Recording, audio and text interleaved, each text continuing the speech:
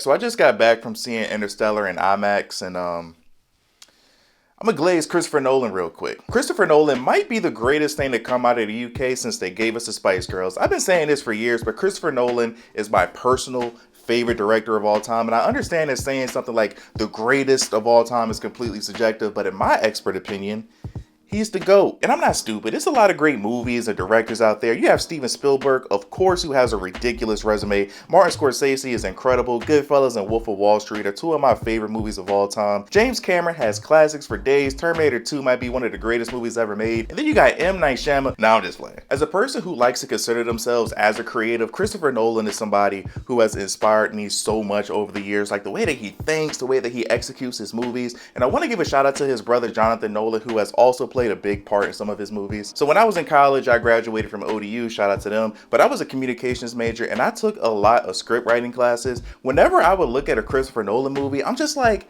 how do you think of this? Inception is probably my favorite movie of his. I've seen it at least 100 times at this point. One crazy story that I've always read is that the original idea for Inception, I believe he came up with that in like the 90s or something like that, and he wanted it to be a horror movie, but then he said he didn't make it because he wanted to get more experience, and then down the road he changed it to a heist movie. But just how do you think of that? We're gonna extract information from people by going into their dreams, and then we're gonna have a dream inside of a dream. And then at the end of the movie, we're gonna have a dream inside of a dream, inside of a dream, inside of a dream, inside of I don't know what type of weed or whatever the drug of choice is they got over there in London, but his brain needs to be studied. Now, being completely honest, I haven't seen every single Christopher Nolan movie, but I've seen almost all of them. The only movies that I haven't seen is Insomnia and Following. But just doing a quick Google search, both of those movies also seem to be generally loved by both fans and critics. But with the rest of the movies he's made, I mean, where's the miss? I was born in 1994, and the first movie that I've ever seen from him, no surprise,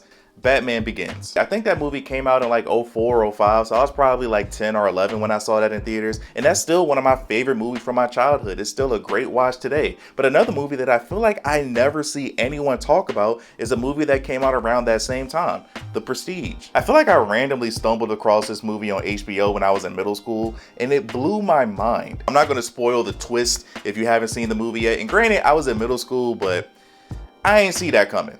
If you know, you know. And obviously, The Dark Knight is one of the greatest movies ever made, not just superheroes, just one of the greatest movies, period, but easily a top 2 superhero movie of all time, in my opinion. I really love Infinity War, so I can go either way. I had always heard about how great this movie Memento was, but I never saw it until my freshman year of college when I took this psychology class. Our assignment was we had to watch 2 movies and write a paper about it. So when I was 18, that was the first time that I watched Fight Club and the first time that I watched Memento. If my memory is correct, I believe Christopher's brother Jonathan wrote like a short story about the concept of Memento, and then Chris took that and turned it into a full movie. One of the greatest things I've ever seen. The fact they even came up with that concept and shooting a movie where you kind of put it together piece by piece, genius. Inception is one of my favorite movies ever. I've seen Interstellar multiple times over the years, but this was the first time that I've seen it on an IMAX screen.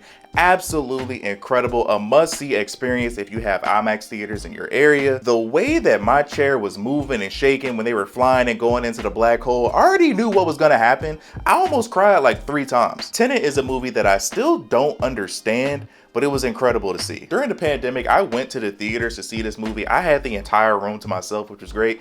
But I just remember seeing that film, and you got people, they fighting backwards, and then at the end of the movie, they got 2 teams, and they going at different points in time. Like I think Robert Pattinson's group, they were fighting backwards or something like that. I don't know what the hell was going on. They tried to explain it during the movie, but I feel like that made it even more confusing. So even though I don't know what I saw, I don't understand it, the movie was really weird, and I enjoyed it. And then we get a movie like Oppenheimer, and I mean, do we need to talk about it? I mean, I love that movie. If my memory is correct, I feel like that was the first movie I did a review for that I gave a 10 out of 10 to. No lie, I paid to see that at IMAX like 5 or 6 times. And I don't know if this is a hot take, but that might be his best movie he's ever made. A 3-hour historical drama where it was just dialogue the entire time is one of the best movies I've seen in years. The interrogation scene with Emily Blunt, the dinner meeting with Robert Downey Jr., I thought the bomb itself was going to be the best part of the film, but everything that happened as soon as they left Los Alamos was my favorite part of the movie. If I made a personal list of the top 20 movies that I've seen in my lifetime, he would probably have 3 of them. 2 things I try to be on this channel is fair and honest, and while I do love Christopher Nolan, I don't like every movie. Dark Knight Rises isn't a bad movie. it's just cool. Like, it's definitely my least favorite of the Batman films. It's definitely the one that I've watched the least. But again, it's not a bad movie. I just never go out of my way to watch it. Now, this one might piss people off. I don't like Dunkirk. I feel like if I saw it in theater, I might feel differently, but I watched it at home on Netflix a year or two ago.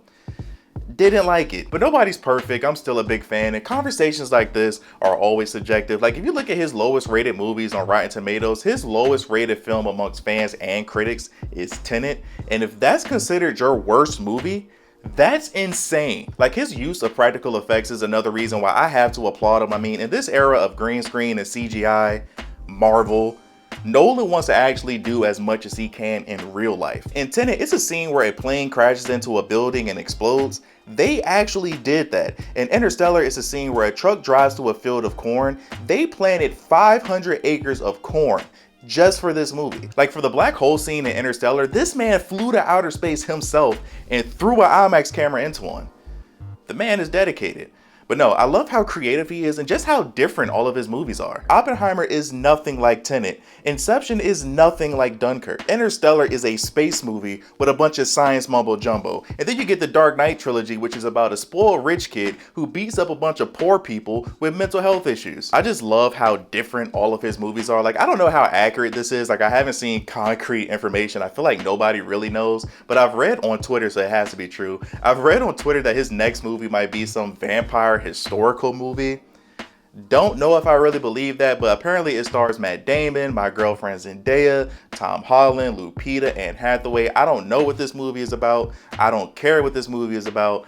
I'm gonna be there opening weekend. Christopher Nolan is my personal favorite director of all time. I try to give flowers to truly great and talented people while they're here. I also feel like he's the greatest director of all time. I don't care what anyone says. He is a true filmmaker. He is a creative. He is a genius, whatever you want to call him. And I feel like his next movie is scheduled to be out in July of 2026. I don't know what it's called. I don't know what it's about, but I'm gonna be there. And honestly, between that and Grand Theft Auto 6, I just hope that I'm alive to see it. Knock on wood. But thank you guys for watching. Like, subscribe if you're new here. We talk about a bunch of different things on this channel. What is your thoughts on this topic? What's your favorite Christopher Nolan movie? And am I just crazy? Who do you think is the greatest director of all time? Let me know in the comment section below. Love you guys, and as always, remember to tell someone that you love them. Until next time, see you in the next life.